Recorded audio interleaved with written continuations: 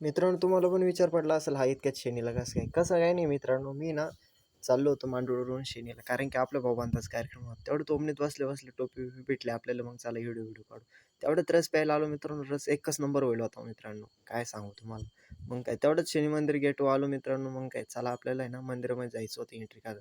मग काय तेवढं इतकं जोरात व्हिडिओ घेतला मित्रांनो मी ना, कारण की ना व्हिडिओ आपले थोडेसे ना असतात मोठे, पण मग अपलोड होते नाही. आणि मग काय तेवढ्यात बाळूतात्या आले. कॅमेरामध्ये टाटा केला मित्रांनो. मग काय तेवढ्यात इतका जोरात व्हिडिओ घेतला मी पण. पण मग आपल्याला आहे ना थोडं मंदिरात जाऊन अन्याय झाला. कारण की नाही बाबा आहे ना कॅमेरा अलाउड नाही करते मध्ये. मग काय आपल्याला बंद करावं लागलं. पण आपण काय सोडतोय होय? शनी महाराजांच्या पाया पडल्याशिवाय आणि कॅमेरा काढल्याशिवाय. मग काय म्हणलं व्हिडिओ काढून घेऊ आपले. आणि मग काय तेवढं 2 मंदिरं होती एवढे छोटे-छोटे मित्रांनो. हे मंदिर बघायला आलो. कारण की ना इकडं रामा-सीताची मंदिरं होती मित्रांनो. मग काय त्यांचं बी दर्शन केलं आणि नारळ-बिरळ फोडून घेतला होता आपण. मग काय त्याचा काही व्हिडिओ काढला नाही. मग काय तेवढ्यात बाफळेचा कार्यक्रम असल्या कारणाने आपण बाफळे-बिफळे